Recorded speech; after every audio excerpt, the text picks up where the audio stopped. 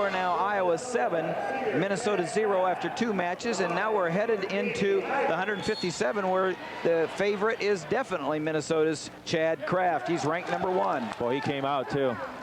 He came out ready. Oh, man, he about broke his knee there.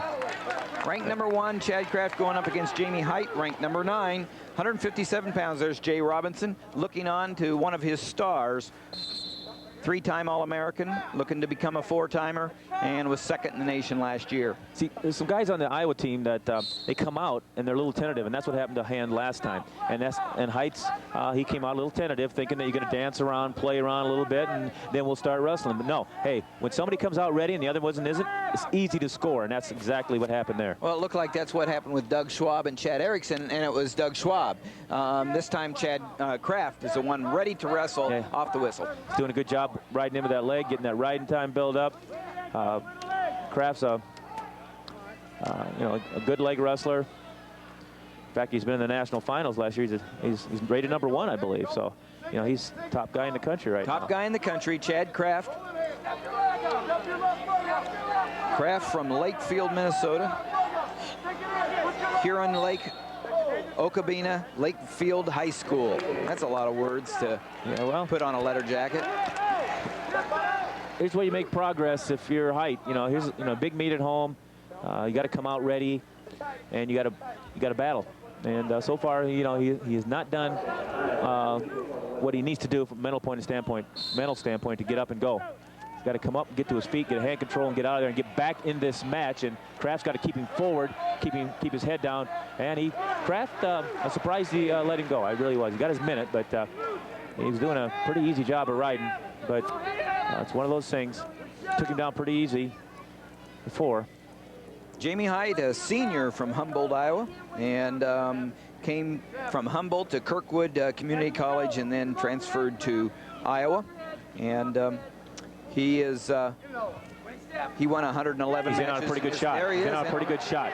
But he dropped back down to his knees, something you don't do when you're in. You stay on your feet, cut the corner, and drive to the far knee. But, he has a tendency to stay there. And I'll tell you, it should have been a position where he could have scored, but he neutralized himself by dropping back down. See, anytime you're on your feet, you're a lot stronger with your hips under you. How much of that was to the credit of Chad Kraft? What did he do right? Well, he stayed right in there and blocked the elbow so he couldn't switch off and put a lot of weight on that elbow. So much weight that he went with the flow. Height did. He kind of said, well, he's pushing down, I'll go down. But no, you don't go down to your knees there. Cut the corner and lift.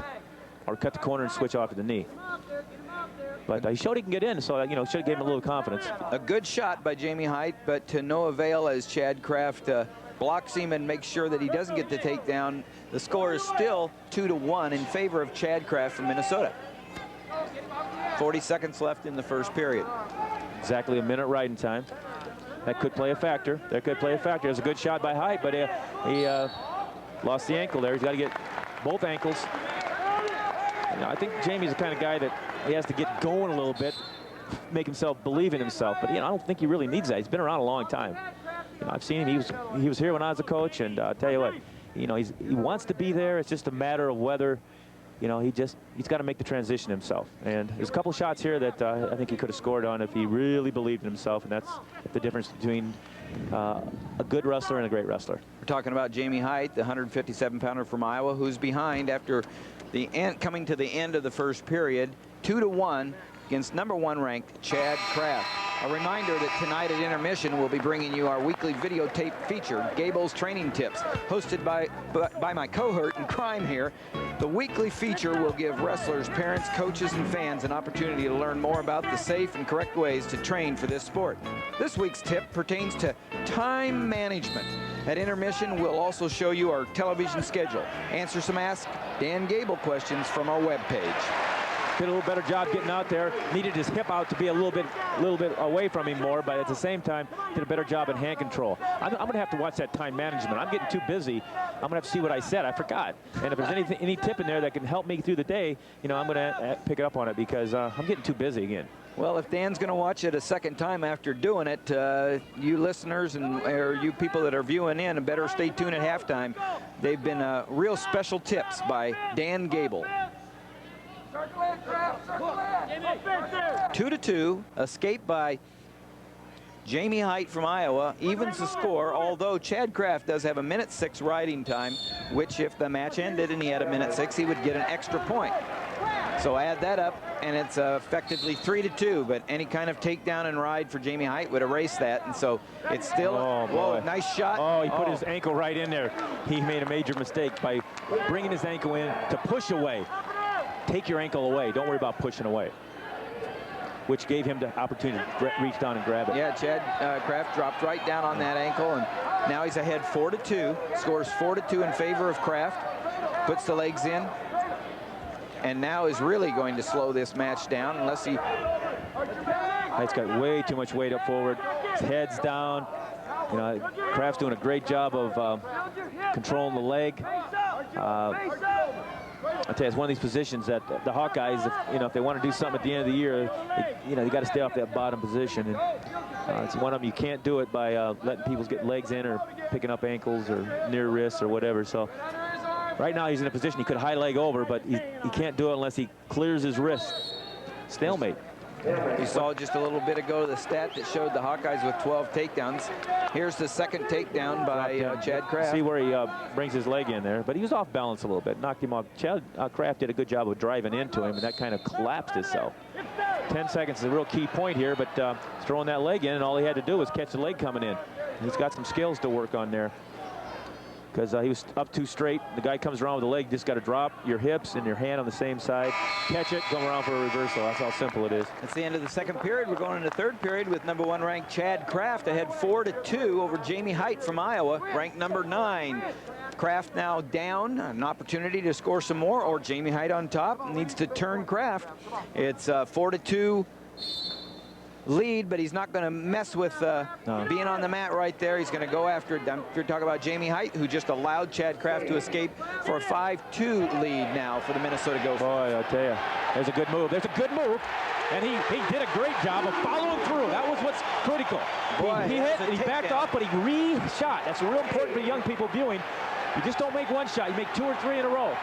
There's another good shot, but he's going to have to hustle there. Hustle on the edge. He's in a position that I'm not sure if he's going to be able to score there. Kraft's pretty comfortable there. Well, Height's got to come up real quick. Hite just showed he's capable. A lot of time there. He has an opportunity right now if he can switch off.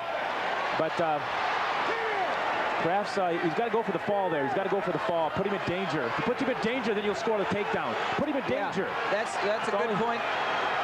But he's dinking around too much, and the referee's going to make a factor here. He's going to call a stalemate. That's the thing. But I think you've got to. Hey, where's the referee? The referee's got to be in there. The referee's got to be in there. He's got to go for the turn right there. He's got to get a take. They did not get it, and it was a great job by Kraft, even though the referee took a little too much time getting around there. Yeah, that was kind of fun. Here we go. A little breakdown here, Dan. Yeah, he shoots in, catches that far knee, and he comes across the far hip because the whizzer was no good there because it was the small whizzer. Well, he's going to have more than one takedown. That's the thing. He's going to have 2 just to go overtime. Or a stalling call. Well, is there any doubt? Hey, he's calling him. He can get him. He can get it if he stays on him. But he's going to have to get a takedown. He's going to have to get a takedown. He's going to have to get a takedown. I'll tell you what, there's got to be another call here. There's going to be another takedown right there. If he comes across to the right, but he went to the left. He went the wrong way. And that's wasting the clock down right there. He's got a lip arm out there. He's got a lip arm. He's got to push in and limp. Boy, oh boy. He needs a stall and a takedown to go overtime. He needs a stall almost in the next 2 seconds, and then a takedown at the end of the match here. This is what I'm telling you. You got to come out stronger than this. You got to come out stronger. There's a stall call right there. There's a stall call. But, he's not going to call it. It's the last part of the match. He's not going to call it. The rules say you don't need to call it in the last part. But you know what? If it's there, it's there. He probably could have got away with it, but Chad Kraft, #1 ranked wrestler in the nation at 157, wins 7-4 against Jamie Hite to bring the Minnesota Gophers onto the scoreboard and make it 7-3 in favor of the Hawkeyes after 3 matches. We're ready for 165. Hite wrestled for about 3 minutes that match. He needs to wrestle all 7. Wrestles all 7 with the intensity he did at the end, and he could be okay. But he's got to pick up that other 4 minutes. Anyway, this is a big match. for both sides here. Uker's been making progress. However, he's going against a guy that really likes to put you on your back. So this is going to be interesting. We got Ben Uker, a senior from Osage, Iowa. We have 2 Osage wrestlers in the Hawkeye lineup. Schwab earlier, the victor in the first match from Osage, and Ben Uker, a senior for the Hawkeyes, going up against Holiday. Josh Holiday, a senior from Anaheim, California. And he is ranked very highly. He's ranked, let's see, Josh Holiday's ranked number 10. Ben Uker That's all he's unranked. ranked, huh? I thought it would be higher than... Bad shot, but rebounded. Going to be good action there by Holiday. Holiday's out of California, is that right? Right, Anaheim, California, right next to Disneyland. You know, 84, home of the 84 Olympics, the Anaheim right, yeah. Convention Center. You know, Height, There's Marty Morgan. Yeah, an NCAA champion, and member of the world teams, and great Greco wrestler. A couple brothers that were mighty tough. Have you visited Iowa Public Television's college wrestling website yet? Not only can you see the broadcast schedule and meets this season, you can play trivia. Order your free college wrestling poster and purchase videos and a new college wrestling cap. Check it out. Check out the action at www.collegewrestling.iptv.org and follow us all season on the internet. And we do welcome those listening on the internet tonight. Our World Wide Web, we're feeding it all over. Anybody on real-time audio is listening to us, and even though you can't see what's going on, we hope that the commentary by Dan Gable and yours truly is allowing you to see it in your minds. Let us know on your comments. You can comment on www.collegewrestling.iptv.org. Comment how you're enjoying this and if we should keep doing it. There's a single leg in on the single leg, Ben Uker from Iowa. I lost it. Holiday's got good leverage there. Yeah, both guys are doing a lot of action. Both guys are doing a lot of action. No points again. Yeah. You know, Hite, he still, that's a match that he needs to win a match like that, get his confidence up, just because he's right there. He just got to believe in himself. Got to make matches 7 minutes long, not 3 minutes long, if he's going to help the Hawkeyes this year. Uker's another guy that has a lot of ability. He's had some trouble with injuries over the last few years, and because of that situation, it's hurt him a little bit. But now he's in a bad position here. He got stretched out. When you shoot like that, you got to get back to your feet. Holiday's looking for some big moves. He's a fun wrestler as far as the fans are concerned. I think they call him Spider-Man. You know, he's just all over. He's got good hips. And, you know, Uker's doing a good job of moving him. It's just a matter of no points on the scoreboard there for either side. 35 seconds left in the first period, and it's 0-0. As Dan said, there has been no takedowns, a few shots, and there's Uker back in on a shot, a little action right there, but no points. A couple pretty good, evenly matched wrestlers at this point in the match. So keeping the keys in the meat in mind, Dan, where do we stand? Well, every match is critical, and there's a real critical takedown. So, yeah, critical match, but 3 seconds left in the first period, and Josh Holiday gets a takedown. Caught him leaning a little bit there, hit a nice duck. And it's unanswered, so it's 2-0. Here's the keys to victory. Every match is critical. We've seen that so far. Teams need bonus points. We got one bonus point. We've got one bonus point, and that goes in the favor of the Hawks with Doug Schwab's major decision. That nutrition thing, I think, has played a factor, too. I'm not going to talk much about it, but I think it has. This guy's got some flexibility there. Ben Uker started on top, and Josh Holiday gets away with an escape. It's 3-0 in favor of Holiday from Minnesota. Holiday ranked number 10, Ben Uker unranked, going head-to-head here at 165 pounds. It's the 4th match of the evening if you've just joined us. And the score is 3-0 in favor of Holiday with 1.5 minutes left in the second period. Holiday jumping on top, goes into a front headlock, and snap around. Oh, and yeah, he nice ducked. job. Whoa. Here's a match that he did a good job of reacting there. He's just hustling is what he's doing. He's doing a good job of hustling, creating opportunity for Minnesota to get back in a bonus point. Uker gets out with a 1-point escape, and so now the score is 5-1. Holiday on a takedown at the end of the first period, and then an escape and a takedown in the second period, and then this last escape by Uker makes the score 5-1 in favor of the Gopher. Yeah, he's doing, he's diving. He's got to shoot under and come up. He's getting himself out of position on that single leg. He needs to stay more of an angle. He needs to stay more of an angle. Here's that front headlock. He set it up there, didn't he? Yeah, front headlock and just kind of come around. Then he pushed in and he just ducked right around. It was a good duck under. In fact, he scored the last time on a duck, so he's showing some vulnerability on a duck that with Uker. But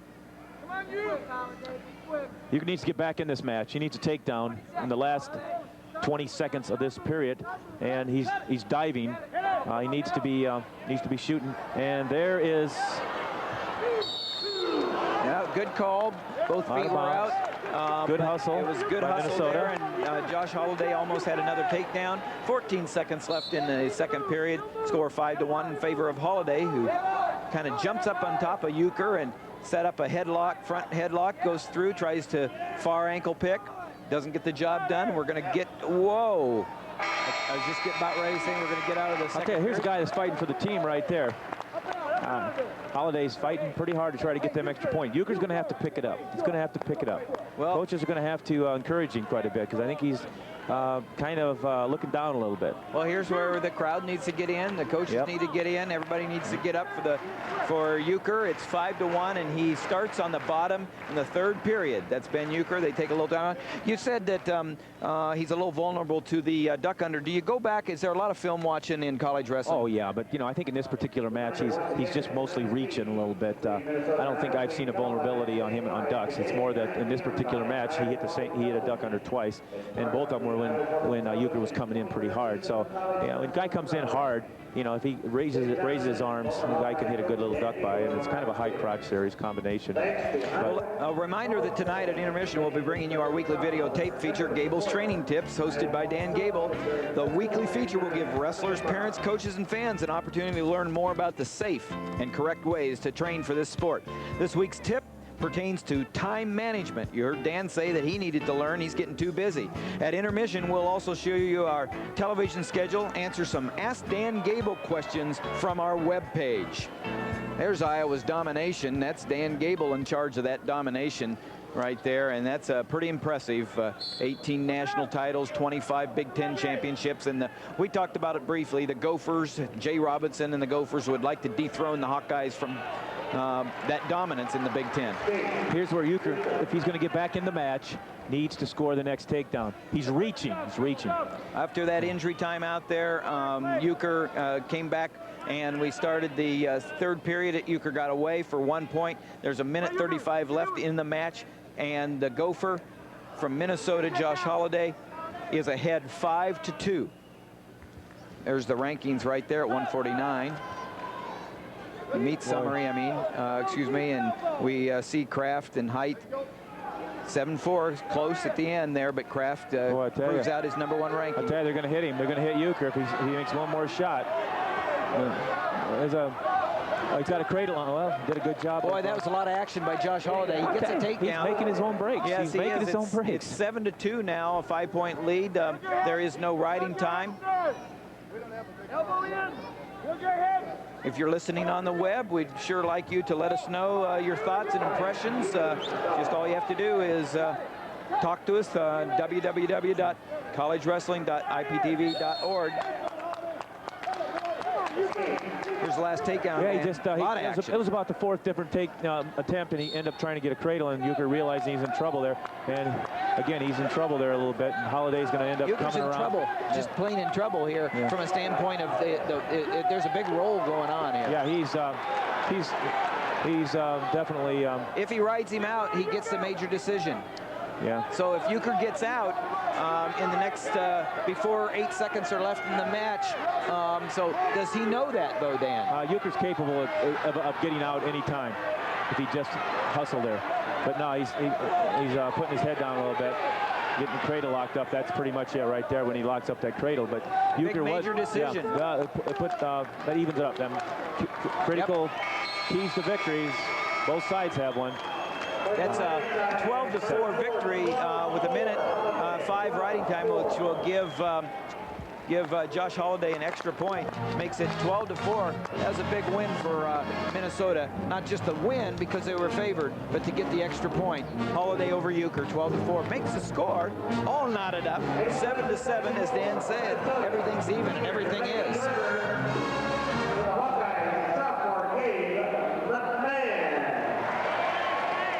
Here we go at 174.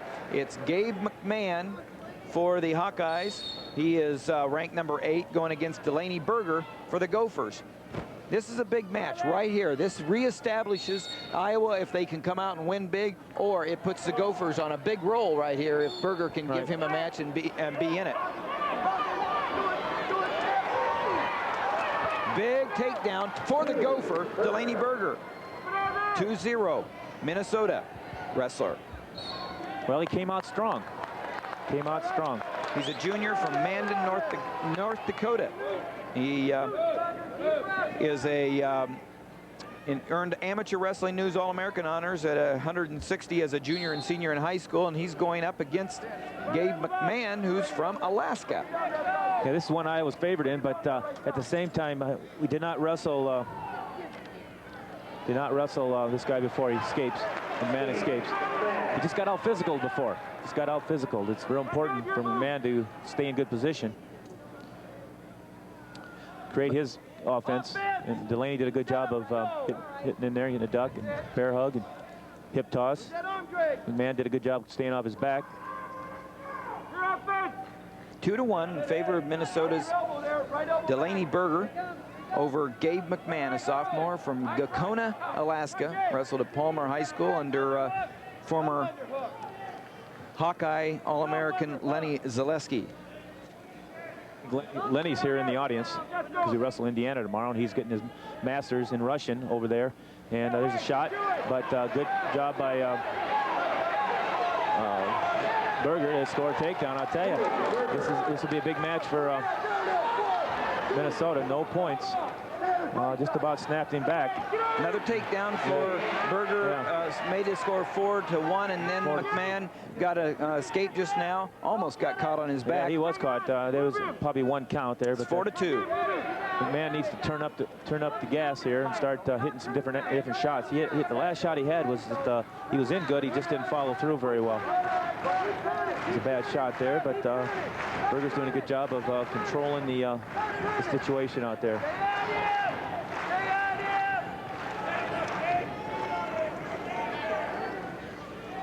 Gabe McMahon making a shot to no avail there. Berger doing a pretty. Whoa, there it's he got horsed again there. He needs to pick up the pace here. He needs to score this period if he wants to take it to him a little bit. He's going to have to start opening up. He's a little bit high in position. Well, Berger's doing a great job, though. From Alaska, and Lenny Zalesky back from Alaska over in Indiana, as you said, getting his master's and working with Dwayne Goldman. I'll bet they're both glad they're in the Midwest in the winter. That sounds funny, but it was -71 in Alaska today, -100 wind chill, according to my my cohort here who gives me all that information, Roger Crimmins. And so, but he's not, he's kind of cold right here in the first period, 14 seconds. There should be back points there. There's back points. He better try to pin him. I don't know what he's trying to do. If he tries to get him down there, whoa! That's unbelievable! Whoa! Woo! Man alive! Wow! Now there. Hey! I don't know what he's complaining about. The referee made the call, but yeah, Berger was doing a good job until he got flipped on his back. Changed the complexion a little bit there. Wow! That sends him to the locker room, tails between their legs, but they're going to come out firing. They're going to have to do a good job. Minnesota is, because there's a little knee tap, comes over, settles in nice, realizes he doesn't have a whole lot of time, and he puts the pressure on there. He looks like he was going to wait, then he gets him down there. Right there. And the referee's he calls him. Yeah. You know, it's a shoulder blade. His shoulder couldn't have been up. It had to be the shoulder blade. Well, that's one way to get your team back into a big team victory for Gabe McMahon with the fall that takes the score 13-7 into halftime in favor of Iowa. Tonight, Iowa Public Television would like to present another in a series of unique videotape features entitled Gable's Training Tips, an opportunity for wrestlers, parents, coaches, and fans to learn more about the safe and correct ways to train for this sport. Here's tonight's installment of Gable's Training Tips.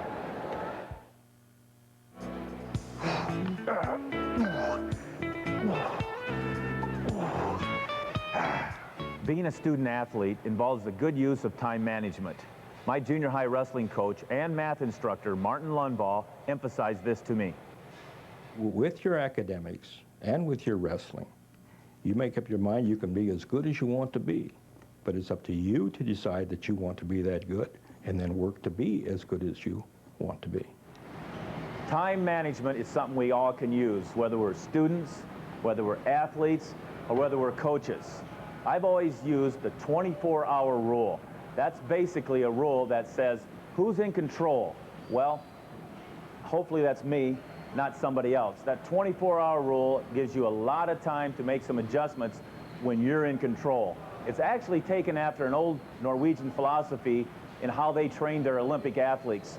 They went from one level to another in a very short amount of time by getting their athletes involved in that 24-hour rule.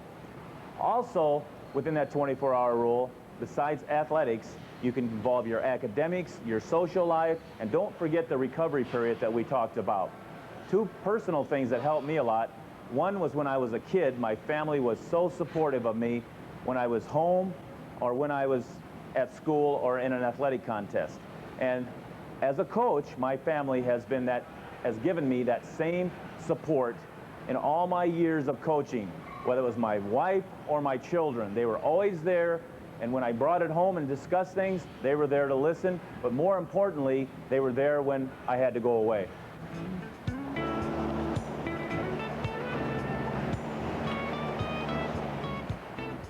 Wrestle hard, then work real hard at getting ready to wrestle hard.